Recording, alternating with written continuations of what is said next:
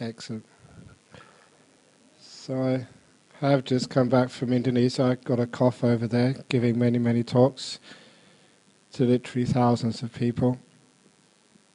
But it's quite something to turn up to a talk in a huge hotel ballroom with 5,000 people sitting there waiting for you to entertain them.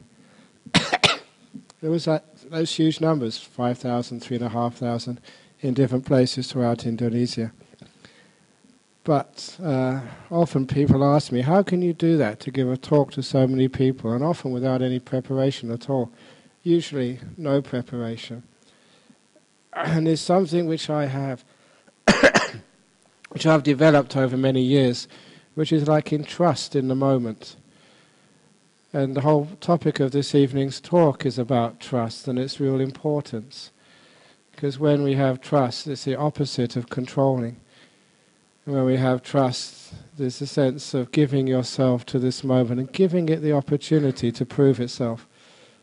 Whereas whenever we're afraid of being hurt or afraid of making mistakes, that's where we always have so much control. And you see in our modern societies, with so much fear and lack of trust in our societies, we tend to have CCTV cameras everywhere and checking up on each other, which means that husbands don't trust wives, wives don't trust husbands, boyfriends don't trust each other, and our boss doesn't trust us, and that comes down eventually to we don't trust ourselves. And that's a very sad world to live in. And so I know that when I was growing up, I was said that trust should be earned. And I've often contemplated that. No, it can't be earned. Trust has to be given. In other words, each one of us has to understand the importance of trust and to give it to others. Because giving trust is one way of allowing other people to make mistakes and realizing that even though they do make mistakes, even though our trust is not lived up to 100%, nevertheless it was worth giving. Because the alternative is like fear, lack of trust, and then eventually just controlling each other. And that's no way to live any life. But of course many of you have been, say, in relationships where someone has let you down. But what actually is going on there is well illustrated by an old story. And again, I have to apologize for telling these stories again and again, but there are many people come for the first time. We do have a turnover in this city centre, so not everyone has come to every talk in the last 27 years. I know some people have, like Dennis. So that sometimes these stories, they are well worth repeating because they make a very powerful point about trust. And this was a case of giving a lecture in a university outside of Kuala Lumpur several years ago. And at the end of the talk, a lady sort of asked a question, and the question was a very pertinent one. But I rose to the occasion and gave a really great answer, which I'm going to share with you. And the question was that this woman said she'd found out that her husband had lied to her that very morning. She couldn't trust him any longer. Should she get divorced? And that was a question in public. This lady was brave enough to say that she thought her relationship was in trouble and asked me in public to tell her whether to get divorced or not. You get really asked some interesting questions being a monk. Again, I don't know why people ask me about marriage questions when I've never been married. But nevertheless, I asked her 2 questions back because I wanted more information. The first was how long she had been married, and she said only 3 years. And the second question was what she was doing at that university. And she said she was teaching. She was teaching mathematics. And that gave me a way of answering her question. Because at university I was a physicist, but that also included a lot of mathematics. So I said we can do some statistics. 3 years of marriage, let's say 1,000 days. Give or take a few days here and there. And let's assume, for the sake of this argument, that over those 3 years of marriage, or those 1,000 days, Your husband has said, say, 20 things to you on average every day, which could be right, which could be wrong. So since you've been married, he said 20,000 statements to you, and now he's lied for the first time. According to probability theory, that means the next time your husband opens his mouth, there's a 20,000 to 1 chance he's telling the truth. What do you mean you can't trust him? When I put it that way, just one lie, which was going to be the cause of a divorce, was put in perspective. It was no reason to take away her trust to what her husband said. And I love that story because how many people, just one thing goes wrong and you take away your trust. Some person makes 1 or 2 mistakes and you say, I can't trust them any longer. Your trust is not wise. Your trust is not reasonable. Your trust is expecting something which the world will never give 100%. So instead, we should have this magnanimous mind, which is what we encourage in religions like Buddhism, to trust a person, even if they let you down, and to trust them again if they let you down a second time, because you have it in perspective. Yeah, no, once or twice they make mistakes, but for many, many times they actually live up to your trust. And trust is given, and when you give it, the other person who receives it, they usually get better at deserving that trust. But it has to be given first of all. That's why the best time to start giving trust is with our children. We have to trust them. When you let them go to school, you don't need to sort of ferry them backwards and forwards and make sure there's no way they can get into any danger or trouble, because that is not trusting your kids at all. There does come a time when you have to trust that they know how to look after themselves, and you have to trust their judgment. And of course that means they make mistakes. Now, as long as they're not sort of too dangerous mistakes. Trusting your children means allowing them to make mistakes, allowing them to hurt themselves, because that's how we learn. In Dharma, in Buddhism, there's nothing wrong with making mistakes. I remember when I was a school teacher, I had to set mathematics exams. I was a maths teacher and science teacher at school for 1 year before I became a monk. As I often say, and many school teachers here would probably understand what I mean, that if you teach in a high school for 1 year, I think everybody will consider becoming a monk and leaving the world. It's one of the toughest jobs in the world, facing teenagers. But when I was a teacher, I had to set some maths exams, and sometimes I set them too easy, and everyone got 10 out of 10 or 9 out of 10. That was not a good examination. Sometimes you set them too hard, and no one scored 1 or 2 out of 10. That's the most. And that was a bad exam. That was too tough. The best exams were when you'd encourage people, because they did well, 6, 7, 8, 9 out of 10.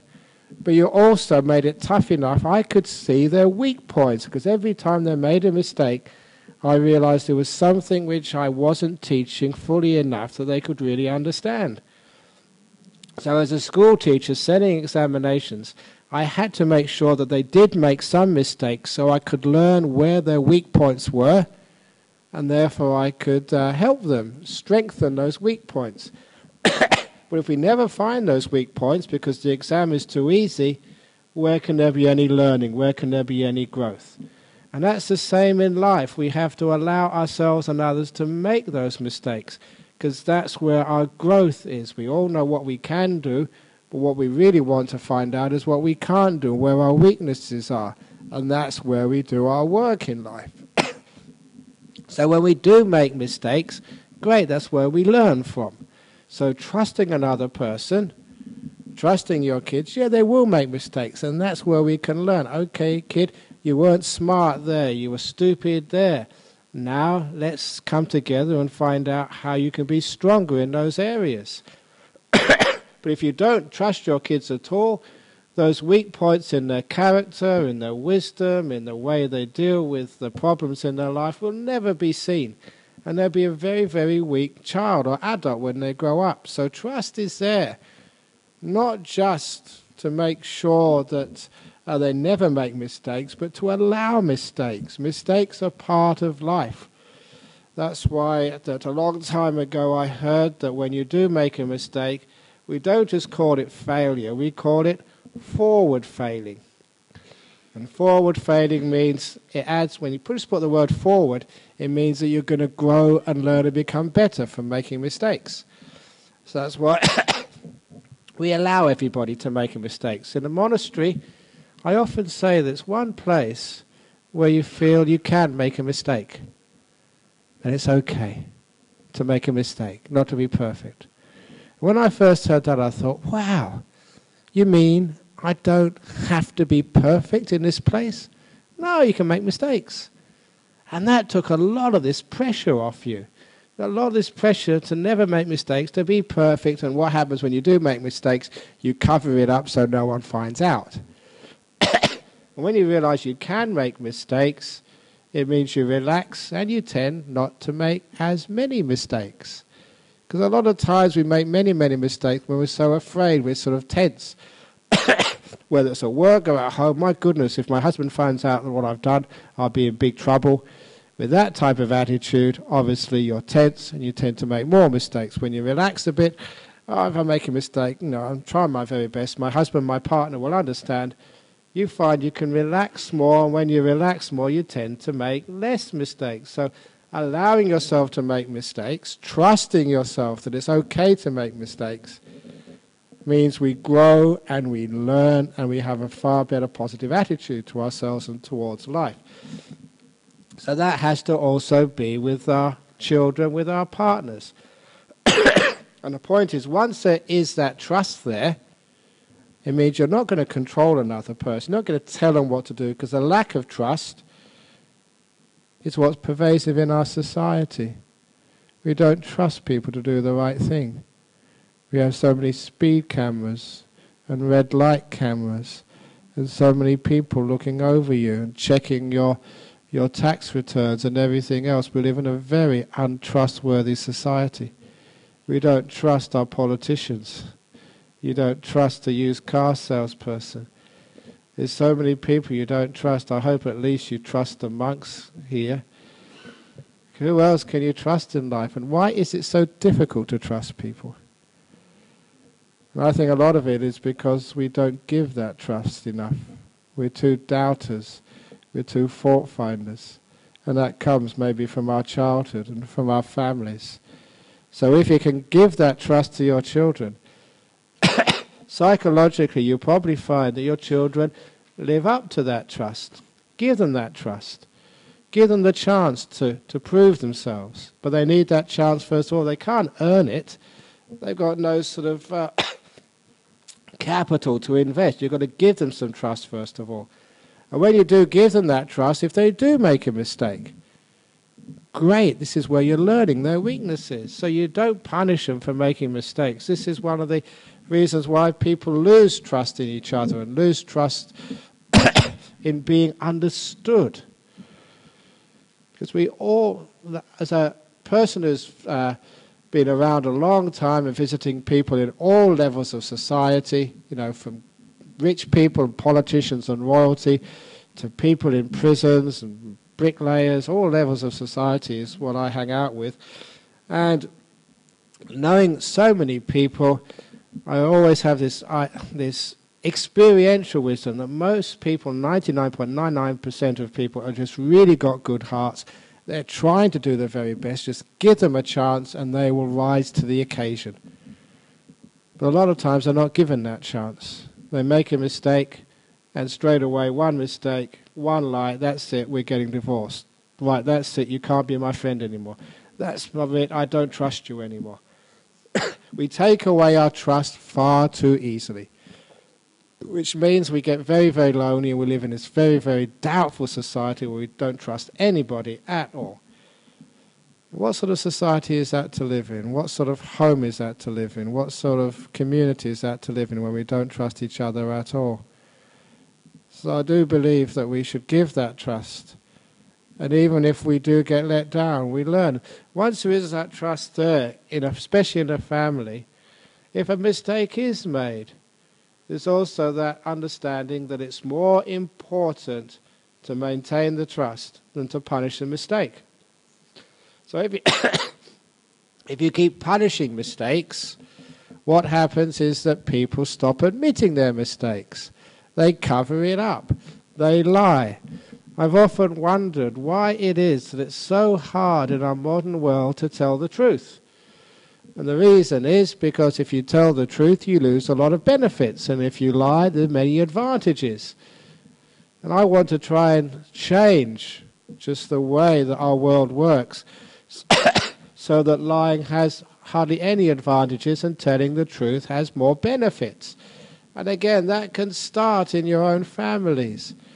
If your child comes up to you and says he's taken drugs, or your daughter has got pregnant or something, or your son has got into trouble with the police, instead of saying, you naughty boy, terrible kid, and punish them, look, they've actually been honest to you. They've come and owned up something terrible which they have done. That is more important than punishment. They've been honest to you, and they've said that because they want you, the parent they love, they trust, to try and help you, try and get through that problem and make sure you never actually do that terrible thing again. They want help. They don't want punishment. And you can imagine if your child could trust you enough that you went up, they came up and said they did this terrible, terrible thing, and Mummy and Daddy said, well, that's an awful thing you've done, but we understand you make mistakes. We all make mistakes in life. We all done some stupid things. Sometimes people ask me when I grew up, what was the most stupid thing I did when I was a kid? I know one of the most stupid things I did as a kid, only 10 years of age, and one of my best friends, I still remember his name, Christopher Nightingale, he was a whiz at chemistry, and together we made a bomb. We made a bomb in a tin can. And my goodness, it worked. We let it off in the local park, it went bang. And we thought we were so good and so wonderful. I was so proud of just how loud that went. Until the park keeper caught the both of us. We were in big trouble after that. But those were the days when it's just kids being kids. If I made a bomb these days, kids made a bomb these days, they get sent to Guantanamo Bay as terrorists. It's those innocent days of my youth. But it was dangerous. I could have killed myself or blown off a hand or something. But, we all do stupid things, when we were young. And I'm sure that you've all done stupid things. So instead of being punished, by that, we learn from it.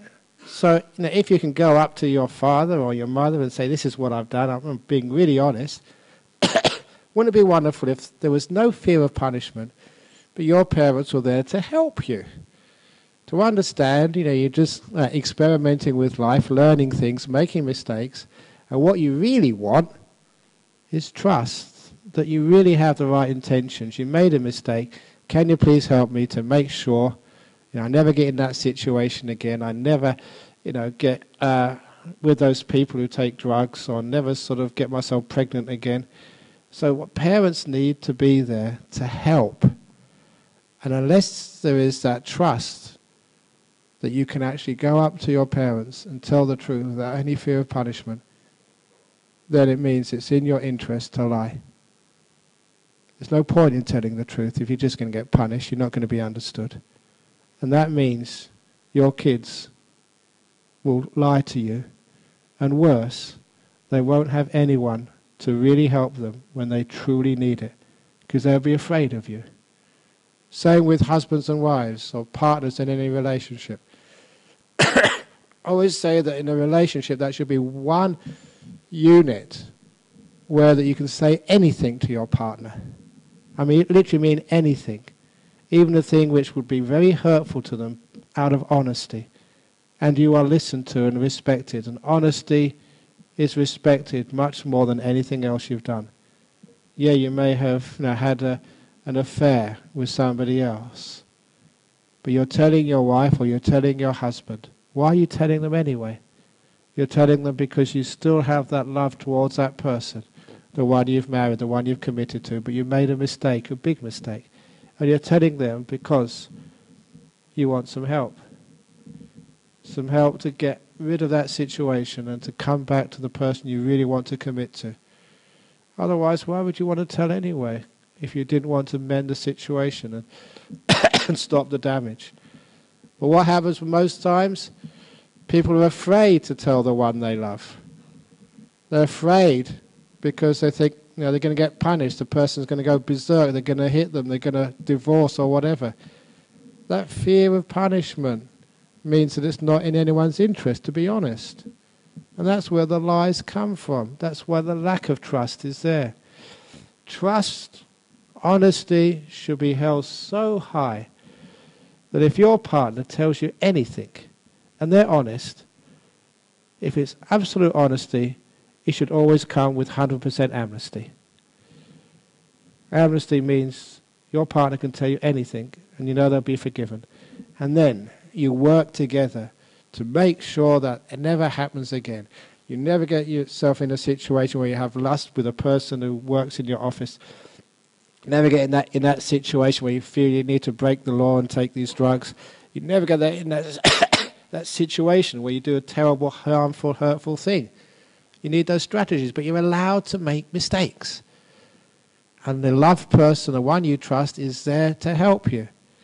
That's why in the Catholic Church, if you go and tell a priest something, they are bound with confidentiality. Even if they say they've broken the law, the priest would go to jail rather than actually say to the police, what you actually told them.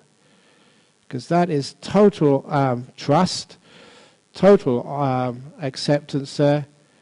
And that's something which I admire about that form of religion. You can go into that confession box, tell the priest anything, and that priest is bound not to tell anybody else. That should be actually just the bond which we have between the people we love the most. Total trust. And that's a wonderful thing to have, which means that you've got someone you can tell anything to, and you know you'll be understood. Yeah, you're fragile, you're frail, you make mistakes, we all do. But you trust that person enough and they trust you. There's something bigger than mistakes. Which means you can tell them anything. And it's that thing which is bigger than making mistakes, bigger than hurt, is that trust. And we have to give that. And that means in a relationship, because of that wonderful 100% trust, there's no need to lie. It's in our interest to tell the truth. Yeah, we will hurt our partner, we will hurt our mother and father by telling what they did. We will hurt them more if we don't. And we know that by telling, by confessing, by opening up, there'll be 2 or 3 people to help you through, to make sure that you can get out of that fix and you never need to do that wrong thing again. So trust is not earned. Trust has to be given. And the more it's given, I think how better our society would be. We live in a very punitive society. You can see just the way we treat people who commit crimes in jail. We throw them in jail to punish them. And every psychologist, psychiatrist, anyone who knows the nature of the mind knows that doesn't really help. Demeaning a human being, diminishing them as if they're sort of some rubbish, as if they're dregs of society. That just often makes people worse. And that's a very good example that, okay, we can put people in prison and just make more sort of bad people at the end of their stay, usually. But we do that to each other as well. Our partner makes a mistake. Right, that's it, I can't live with you any longer. Out of here. Instead of talking together, understanding and working together to sort of make things, understanding that if there is that trust there, and that trust should always be given and re-given and re-given and re-given and re-given, doesn't matter how many times. Because the alternative is this doubting, fear, and of course that's no way you can have any relationship at all with anybody. And of course not even with yourself. No matter how many people don't trust themselves. That's one of the things which I learned from Buddhism, to trust myself. So I do these amazing things, just go and sort of give a talk to 5,000 people. I'll go on the TV in Indonesia, just a big TV show, this interviewer who interviews all sorts of famous people. And you go on there and you just trust in the moment. You trust in yourself. You can relax. If you make a mistake, I laugh. That's one of the nice things which I learned of being a monk. When you really relax, you allow yourself to make a mistake when you give a talk. And if I make a mistake during my talk, of course, what happens? Everybody laughs. And I laugh as well, because I realized I've made people happy. So I never feel embarrassed if I make mistakes. Making a mistake in public, giving a speech, is a great sort of lightener for everybody. And who knows, if I really make a big mistake on TV, I may be able to make thousands of people happy by going on that TV show, was it Bloopers? When people do stupid things on TV. See, is that what it's called, bloopers or something? Yeah, I mean, you're all smiling when I mention that word. So whoever does those terrible mistakes on TV and goes on that TV bloopers, it creates so much happiness for many people, thousands of people in the world when they do stupid things. What they're saying is, yeah, they're human and I'm human. I make mistakes as well. That's the nature of this world. So by doing such things, by learning just how not to be afraid of making mistakes, you can trust yourself. I don't know how many people are very fearful. I mean, obviously, I'm a monk for life, so I'm not interested in relationships, but how many of you are single and would love to sort of find a partner, but just too afraid to go out there and try, give it a go? And why is that? Because, you're just too afraid of making mistakes. You don't trust yourself. So it's great to know I can make a mistake, I can do something foolish, and if I do something foolish, they laugh at me, and I laugh with them. And that way, that very famous saying, because sometimes these one-liners are what you really remember in life, that way the world will never laugh at you, it will only laugh with you. It's a beautiful saying. So when you laugh at yourself when you make mistakes, the world never laughs with you. Never laughs at you, rather. Only laughs with you. See, I made a mistake. See, it made people laugh. So that's really good. So that way you can trust yourself. And when you trust yourself, what's that called? Confidence. And with that sort of confidence, number one, it's easier to find partners in life, because that's what people are looking for. And you can give that confidence to the other person, to trust each other, and that's where we have this beautiful growth as human beings. In trusting each other, what we're really saying, look, I'm fragile, I make mistakes, sometimes I'm very stupid. Please love me for that. And I'm not going to sort of hide that from you. I trust you to understand that, and I will trust you, to be imperfect. And trusting in the imperfection of another means you no longer need to sort of control them anymore. Trust in the imperfection of your kids. They will be naughty from time to time. They will sort of not follow your advice from time to time. But that's what they have to do to learn. That's what you did. That's what I did. And that's the only way that we grow in this life. Pushing boundaries, and sometimes realize we push too far and we get into trouble. That's the only way we learn. When we put our finger in the fire and it gets burnt, yeah, that's what my daddy told me, but I've got to learn it for myself. As long as you don't do it too many times. But this is where we trust each other and we trust life. And trusting life is one of the nicest things. Because in trusting life, you realize that as long as you've got that right attitude towards life, it's amazing just what you can do, and just you trust that no matter what happens to you in life, you get sick, you get sort of old, you make mistakes, you have this beautiful sense of trust in just the goodness of the world. Whenever I go anywhere, people kept asking me in Indonesia, why don't you travel with somebody, someone who can look after you in case you miss the plane? And I say, look, wherever I go in the world, I always travel with many attendants. They're called flight attendants. They always look after me in the aircraft. There's always someone to look after me when I get there. And I have a lot of trust in the goodness of people.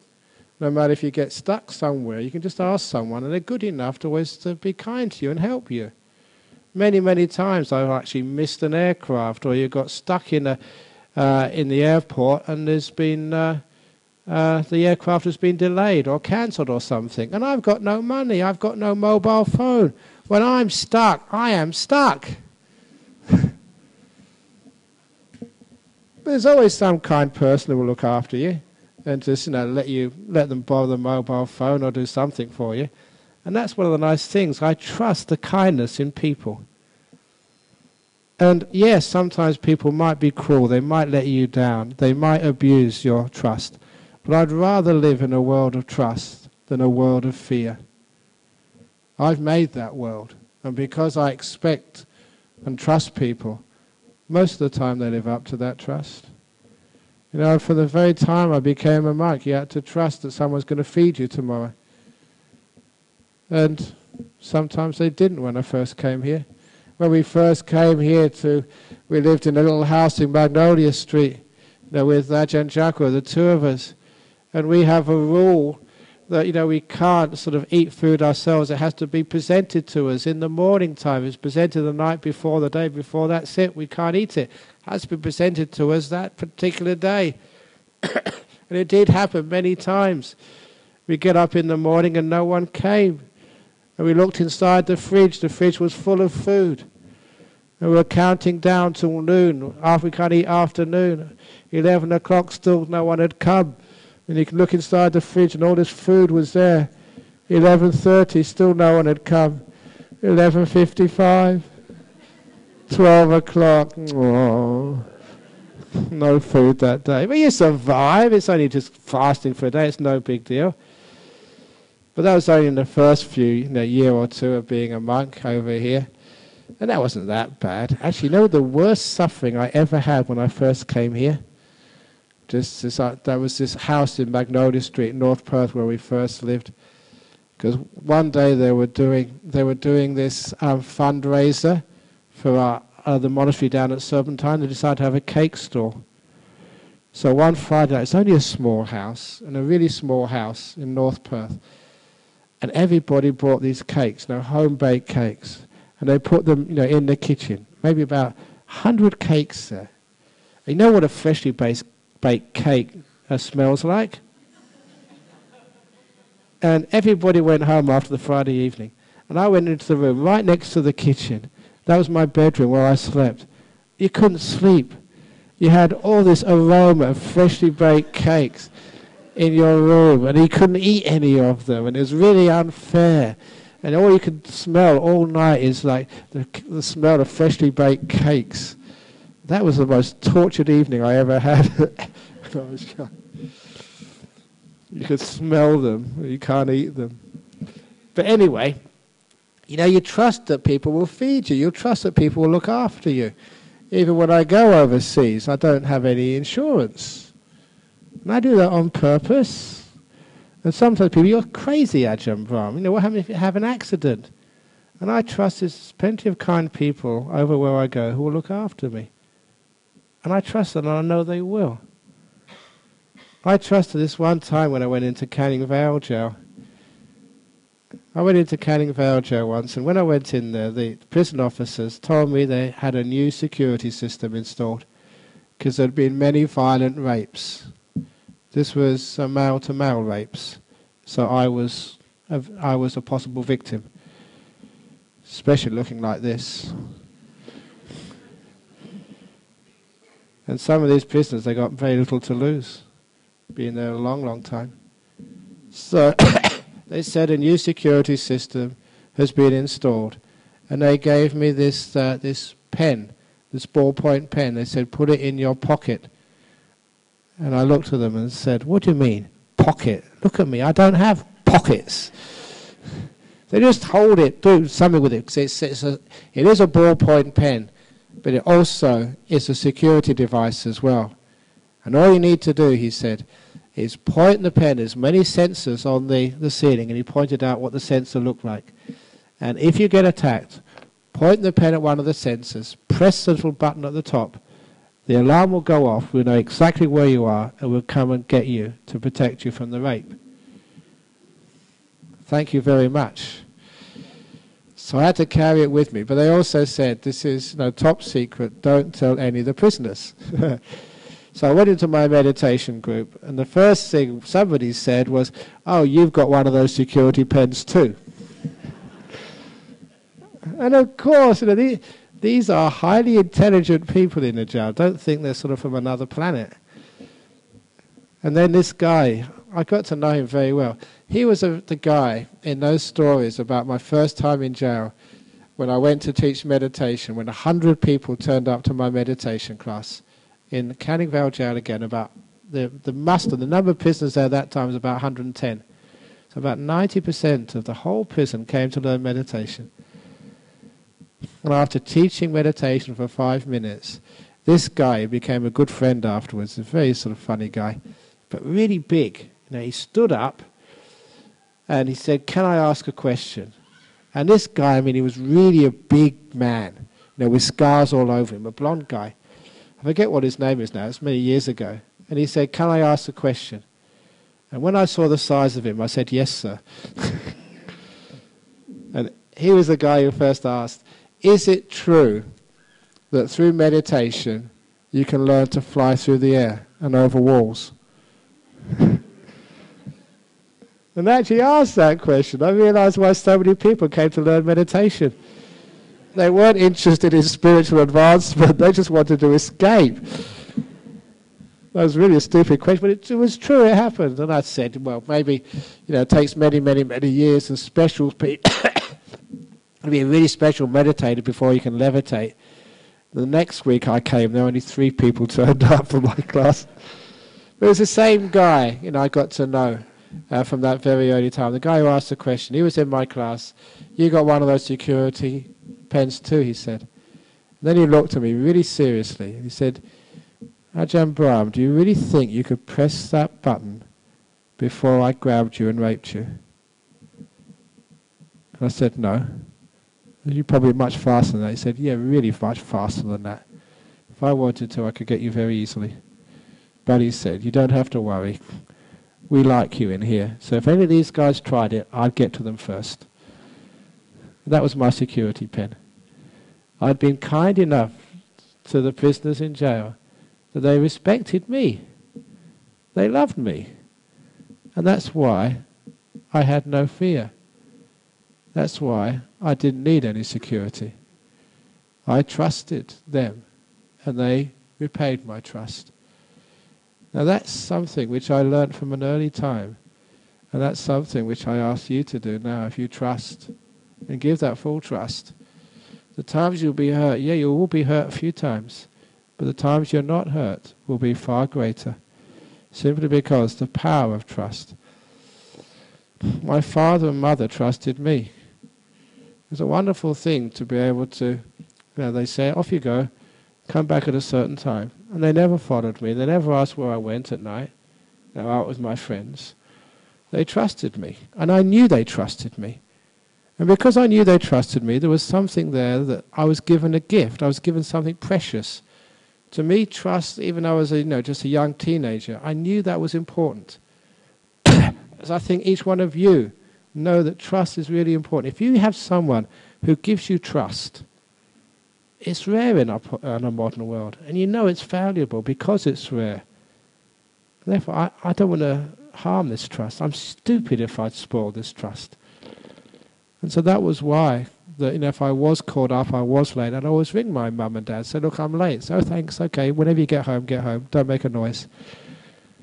And that trust which I was given, I valued so much that I did really live up to it. And when I've given that trust, I give that trust to all monks and the nuns in our communities here in Perth. I've often sort of said that one day I'm going to install CCTV cameras in every monk's hut to make sure they get up at the right time and always meditating. But what sort of monastery would that be? Would that be like a spiritual place? That would be just like a prison, like some detention center somewhere. That's not how you want to develop a beautiful, spiritual, high-meaning sort of home for people. We don't want to be checking up on other people. We trust them. So I trust all my monks. So, here are the huts. This is what you should be doing. If you feel tired and you want to sleep in, fine, I trust it. I trust that you know what you're doing. And I trust that you make those decisions. If you make wrong decisions, fine, you live with the consequences. But I'm not going to be an abbot who's always going to check up on you and find out, fill in your report card. Having these, I've seen actually in working sites, have these little things. You clock in the time you go to work and you clock in when you get off. I'm not going to give you these cards, so you have to clock in when you go to the meditation hall and clock in when you go out, and I can see how many hours you meditated during the week. If you haven't meditated enough, then you'd only get half rations at lunchtime. That's not the way we were sort of run monasteries, because there's no trust there. And that's what we call like the fault-finding mind, which is the opposite of the trusting mind. The fault-finding mind is when you're always on somebody's back, expecting the worst of them. That's why you have CCTV cameras everywhere, because you expect someone to make a crime. That's why you keep looking over other people and checking out what they're doing, because you expect them to sort of be making mistakes. That's why you have bosses maybe checking up on your work, or in your cubicles in the office. They're almost expecting you to make mistakes. And that's a terrible workforce to live in. There's no trust. So when there is trust there, it's a far more beautiful environment to live in, and because it's a more beautiful environment to live in, a more positive environment, I'm sure that you will get much more out of the people who work there. They say, look, I trust you, I'm not going to check out on what you're doing during the day, as long as you get that work done to a high standard. But I trust you. Look, this company, we can't afford to go under. We're all in this company together. If the company goes bust, you lose your job, I lose my job, we all lose jobs. So trust each other and engender that trust and create that trust and make the reasons for trust very clear in people. Trust is a great gift, and without it we live in a terrible society of fear and suspicion. We live in a relationship of fear and suspicion. We live in a family with fear and suspicion. And where will that be? Also, trust also gives people the benefit of the doubt. Because when you have a suspicious mind, which is the opposite of the trusting mind, your partner does something, they come home late, and you never give them the benefit of the doubt. You always think the very worst. And not giving people benefit of the doubt is a terrible world to live in. Even if they have cheated you, even if they have lied to you, give them the benefit of the doubt. It's a much better world to live in. And you find that most of the time people haven't cheated you, they haven't lied, they haven't done anything wrong.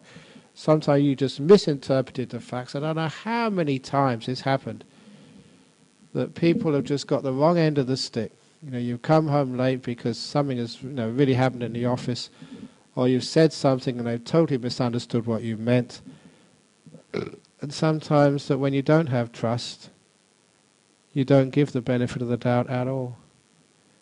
Sometimes you don't know why another person did that. I don't know why you did that or why you said that, but I trust you. I give you the benefit of the doubt. You must have had your reasons. So giving people the benefit of the doubt that way takes away a lot of the anger and the ill will and a lot of the growth of mistrust in our world. I think it's much more positive in families, in communities, in our world, to give people the benefit of the doubt. Because I like the benefit of the doubt. Sometimes, even myself get criticized over much, especially with this Bhikkhuni thing. I think, just why are you saying that? That's not what happened. Why don't you give me the benefit of the doubt? When you give the benefit of the doubt, you're re-establishing trust. And trust is growing. There's something bigger than finding fault. And when you have that trust, we have something which is very beautiful and very noble in this world. Because the alternative, when we don't trust anybody, when we're paranoid, when we say something, and what do you mean by that? You say good morning to somebody. You said, now what are you trying to get? And it means you can't say a kind word to anybody without somebody imputing some malicious motive or some Machiavellian scheming behind the good morning you say to someone. Your husband comes on and says, good morning, darling. So what do you want? What terrible crime you want to sort of admit today? Isn't it terrible when we don't trust each other like that? We're just so suspicious. So instead of having a suspicious mind, instead of having a mind which doesn't trust, give people the benefit of the doubt. If someone says good morning, I think, oh, actually, it must mean that. Good meaning. Thank you very much. Just like I remember years ago, I was in the town of Darlington in the north of England. I was helping Ajahn teach a retreat. We went for a walk in the morning. And somebody came by and called Ajahn Superman because of his robe, because that's what he looked like. And we had a choice of getting upset. Now, was he actually really criticizing us, like trying to upset us by calling us Superman, or was it like a compliment? So we decided, let's take it as a compliment, give him the benefit of the doubt. That must have meant that we were superpower monks. So you have a choice to trust and give people the benefit of the doubt, or see the very worst interpretation of things. Which one are you going to take? You've got a choice to trust the government or give the worst possible interpretation of their intentions. Isn't it terrible, this the way we treat governments and politicians?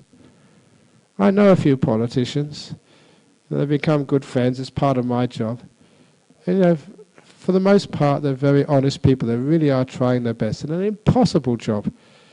The only reason I think, people are stupid to be politicians, the amount of criticism you get in the press and from everybody else, they're really trying their very best. And I couldn't do a good job as they do, probably. I'd do much worse. They're not perfect. What a terrible job there is. Why don't we trust them? They try to do the best. And sometimes they fail, especially in Australia. I mean, the amount of corruption in Australian politics is very, very low compared to some other countries. So we're very, very lucky to have decent politicians trying their best. Yeah, they make mistakes, but they try their best. Wouldn't it be wonderful to trust them? Could you do that? The whole culture has been teaching us for years, don't trust, be suspicious, make sure they got unscrupulous motives, maybe not to make money for themselves, but just to get into power again and to enjoy the trappings of power. Is that what they're really there for? I think most of them actually are there for very, very high motives. They really want to make a difference. They really want to do something good for the world. However, they're treated so badly by human beings. The default position is to distrust a politician. And I think they live up to that distrust. They live up to that suspicion. In other words, they become more suspicious. But I think if we trusted them more and gave them that trust, I think they would rise to a higher standard. Just like anybody else, your kids, if you give them trust, they rise to the occasion, they live up to that trust. Otherwise, what sort of world do we want to live in? A world of suspicion, a world of fault-finding, a world of just assuming that people are cheating on us, that people are abusing us, that people are in it for themselves. To my understanding, that's not the way this world is. Most people have got good hearts. They just want that goodness to be encouraged and recognized. I think anyone here will know just how good they are. They just want their goodness inside to be recognized. And to say, look, please trust me, I'm a good person. Not the best person, I do make mistakes, but I'm pretty good and I'm trying my best. Trust me. And let me sort of live up to that trust. I will make mistakes, I won't be perfect, but please give me forgiveness. At least give me that opportunity to be honest with you, so that at least there's someone I can actually say I made a mistake, and they trust my motivation, and I'm trying to do the very best. If we actually trust the motivations of human beings, I think many conflicts could be overcome. Trust the motivation of people at war. They're trying to do a lot of times they're trying to do the best with the limited situations, but they don't listen to each other. They're always suspicious around the round tables, never actually taking what is said on face value, but thinking that there's lies and complicity going along. And when there's that lack of listening because of lack of trust, wherever could there be any solutions to life? So I think that trust is something which is a very important part of our life. And don't wait for trust to be earned in life. Give that trust. especially if you want a relationship with another person, if you want a relationship with yourself, if you want a better world, especially a better family. Give trust to your husband, your wife, your children. They usually live up to it. In fact, most times, in my experience, 90% of the time, 95% of the time, they do live up to trust. Don't be afraid. Let them make mistakes. And they make a mistake, give them trust again. And make this sense of honesty the most important. So at least people are able to come up to you and share their weaknesses, to allow mistakes to happen. You find that if you do allow mistakes, less happen in the world. And most importantly of all, please trust yourself. Allow yourself to make mistakes. You don't need to be so damn perfect. I'm not perfect. Don't know how many times I tell the same old joke, but I do my very best, always to try and find new ones. But it's just so hard these days to find new jokes with the internet. You find a new joke and someone's already heard it. It's already been around the world 2 or 3 times.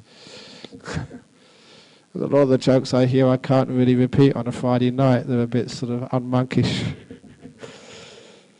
They're very funny. I share it with the monks, but I'm afraid I can't share it with you. But anyway, there was a little joke which I heard about this. Somebody told the other day about sort of the wife, shouted out, "Well, what do you want for dinner this evening? Chicken, lamb, or beef?" And the husband said, "Chicken, dear." And the wife said, "I'm not talking to you, I'm talking to the dog." Which I think is typical of our modern world. But anyway, the trust yourself, which means it gives you confidence, and it means that you will go forward in life, you will experiment, you will sort of break new ground, you will grow, you won't stagnate, because you trust yourself that, you can try new things. And if you do make a mistake, it's forward-fading, you learn from it. And you trust yourself, you'll be able to do it. Trust in your friends, trust in the people who love you and care for you, which are many more than you really believe. And that way that you can have a more positive life, and especially in the spiritual life, trust your abilities. No matter how many times people come up and say, "Oh, I can't meditate." I said, "No, trust yourself, give it a try." "Oh, I can't get into jhanas." Give it a go, who knows? Trust yourself. Don't be so self-doubting. If you don't make it, at least you tried. Allow yourself to make a mistake. And trust yourself. You're far more powerful than you think. That's called trust. So, thank you for listening this evening on trust. Wow, that was very weak clapping. Thank you. Very good. Yeah. That's much better. Thank you so much. So, any questions on this evening's talk about trust and honesty and allowing yourself to make mistakes? Yes.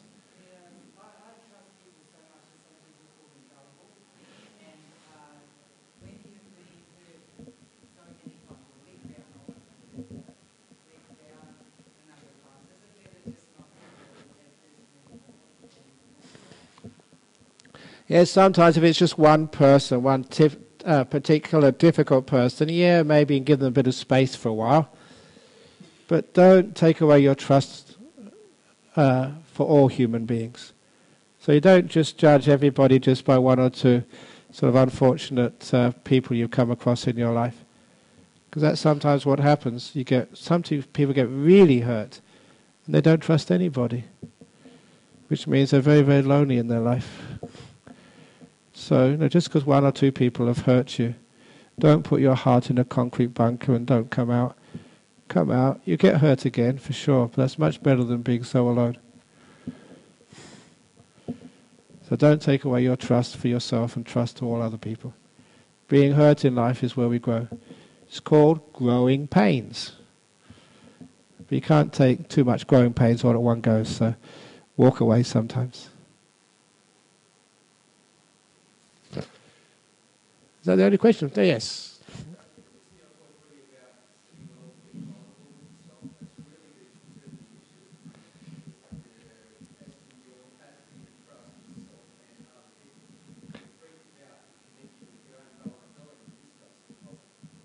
Okay, you're using the word vulnerability, which is a very good word, that we all are vulnerable, we all can get hurt. But when we allow ourselves to get hurt, it's almost as if that vulnerability disappears. We're only really vulnerable if we don't want to be hurt. We just can't stand being hurt. When you embrace being hurt as part of life, and it's growing pains, so that's why forward failing, growing pains, you give these negative feelings a positive slant, it sort of puts in a different light. Yeah, you're vulnerable. And my body is very vulnerable. That's why as a kid you used to play soccer and get hurt all the time. It was very vulnerable. That toughened the body up. It's a very fragile body. It's very easily bruised and cut and bones get broken. But that's where you get learn from. You can't just go through life without breaking a bone or cutting or getting sick. We are vulnerable, but we accept that, and that's how we grow and learn in life. And so emotionally we're vulnerable, incredibly vulnerable, but we allow ourselves to get hurt because that's where we understand how to really grow spiritually. I've told many young people who have their first broken love affair, you don't really know how to love until your heart has really been sort of busted into. In other words, from vulnerability, from pain, you grow. You really learn. It's the old simile in the book of the truckload of dung. You need dung, you need shit to grow a good garden. If you don't have any shit in your life, you will never have beautiful flowers or trees in your garden. That's just making it quite blunt. So you have to be vulnerable. I know a few people who are, as you know, who do wear emotional suits of armour. Don't allow themselves to feel sometimes. They're so afraid of hurting. And I think you know a few people like that. They're just terrible people to be around. Yeah, they've been hurt before, but they can't actually feel, they can't love, they're not really participating in life. Yeah, they don't feel any cold, they don't feel any heat either. They're just in suits of emotional armour, and that's no way to live at all. So be vulnerable. Yeah, you get hurt. Trust in that, because you grow. Does that answer the question? Yeah? Sorry?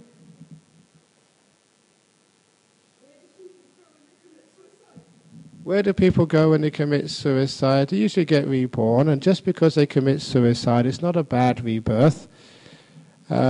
Similarly, just to make this very clear, is that there's one, I don't know if the parents are here this evening, they usually come most evenings, their kid committed suicide just before the TE exams. He's doing very well, no reason why, and we still don't know why people commit suicide, but there it was, committed suicide.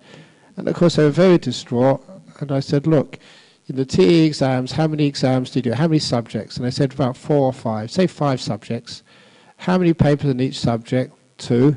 They didn't really know where I was going with this. So that's 10 papers, maybe say 5 questions on each paper. So that's 50 questions. Decide whether you're going to get to university or not. So you've got 50 questions. If you stuff up one question, does that mean you're not going to go to university? Of course not. So committing suicide is stuffing up one question. But keep that in perspective of everything else you've done in your life. So you can't measure a person's life just by the ending. Yeah, they committed suicide as a stupid thing to do. But what about all the other things they did in their life? Does that count for nothing? Of course it doesn't. So when you look at their whole life, not just their ending, their whole life, they're probably a really good person, did a lot of kindness, a lot of love, a nice person to be around. But the last question in the exam, they messed up that answer. But the rest of the questions were perfect. So such a person would get a good rebirth. But if they've lived a terrible life and been selfish and hurtful, cheated on everybody and everything else, then it doesn't matter how they end their life, they're still going to have a bad rebirth. So don't just judge the life by the way it ended. The life is bigger than the end. Much bigger. And anyway, sometimes you don't know why a person did these things. So it's very hard to judge. What I really don't like is people who say, suicide, therefore you're going to go to hell, it's the worst thing to do, it's a bad thing. I don't know where people get those ideas from. It's already bad enough if a loved one has committed suicide. You hear those other stupid people go along and saying, oh, they're going to go to hell, it's a bad thing to do. That makes it so much worse, and it's untrue. So, look at the whole life, not just the ending. And trust a good person will get a good rebirth.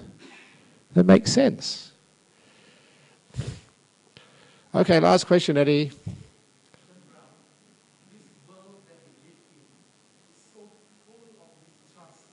Mm.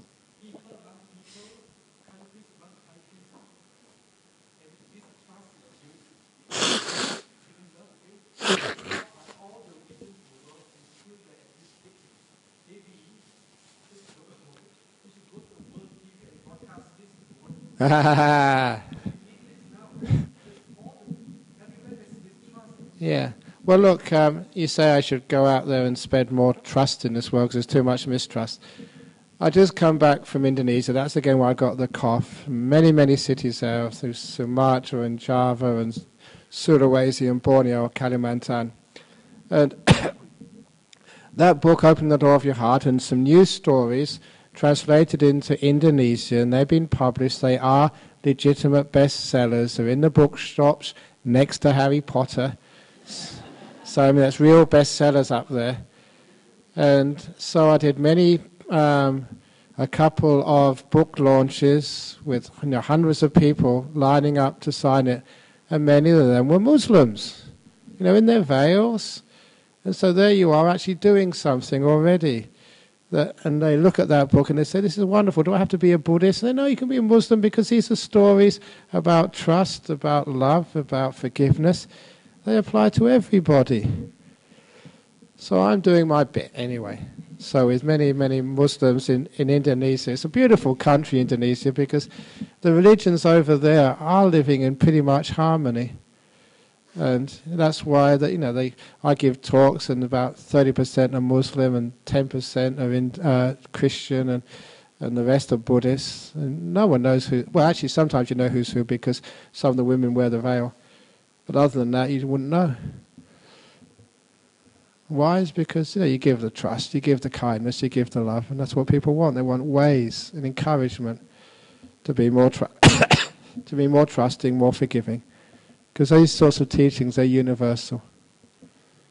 And it's true, pointing out, and this was actually from an email which they sent to me this afternoon, there is too much mistrust in our world.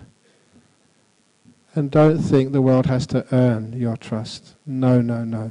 You have to give trust. It's not someone else's problem. You have to have the strength and the courage and the willingness to be let down. But you have to give trust. Otherwise, no one will give it. It has to start from each one of us.